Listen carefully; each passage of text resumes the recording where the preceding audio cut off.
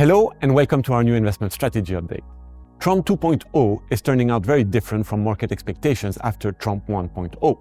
A slowing US economy is the first casualty of US policy uncertainty. Companies are investing less. This is an early effect of the trade war as businesses are faced with tariff unpredictability. Does this mean we see a US recession ahead? Put simply, no. This cycle has not ended, because the US economy has been running on two engines, two types of spending, by companies and by consumers. While businesses are hesitant to invest, consumption trends remain healthy. This is the lion's share of the US economy, and it's still supported by a solid job market and positive real wages. US growth may slow this year to just under 2%, slightly less than its potential, but still away from recession.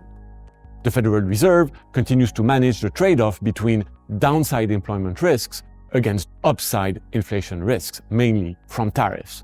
We expect 2 cuts in 2025, which would take the Fed's terminal rate to 4% at the end of the year. Meanwhile, Europe is at a tipping point. Geopolitical pressures have catalyzed fiscal ambitions, changing decade-old policies in just weeks. Fiscal plans from Germany and Europe should improve the long-term outlook for the region as they radically break from decades of underinvestment. In the years ahead, this spending should translate into a more profound economic boost for Europe. Potentially, we're at the start of a significant European growth story. But can the region afford it? Absolutely. The EU's debt as a share of GDP is just 2/3 of the level of the US. And even if Germany borrows and spends as much as it's planning, the country will still have the best fiscal fundamentals in the G7. All this comes as Europe's benchmark interest rates are somewhere close to a sweet spot. With this planned fiscal investment, we expect the European Central Bank to make fewer rate cuts, taking its benchmark to 1.75 by year-end. Meanwhile, in China, stock markets recorded gains thanks to the tech sector, and the government's announced new policy targets. But we think it will be difficult for China to defend its 5% official growth target for 2025, as US and other tariff restrictions will hurt exports.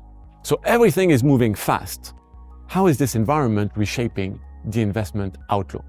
Markets had priced in positive impacts from the new US administration. Now, they are coping with the erratic and unpredictable policy making, and volatility has risen significantly. Macroeconomic conditions, earnings growth, and liquidity are still supportive of risk assets, and we see more upside, notably in stock markets. But to weather short-term uncertainties, we have lowered global equities to neutral levels by reducing our positions in US equities to neutral. European equities have outperformed so far this year, and the euro has reversed much of the weakness against the dollar. The region is emerging as a long-term investment destination thanks to appealing valuations and the promised fiscal spending.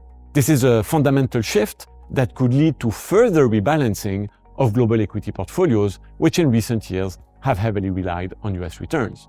For now, we have only started rebalancing our portfolios by reducing our exposure to the US dollar.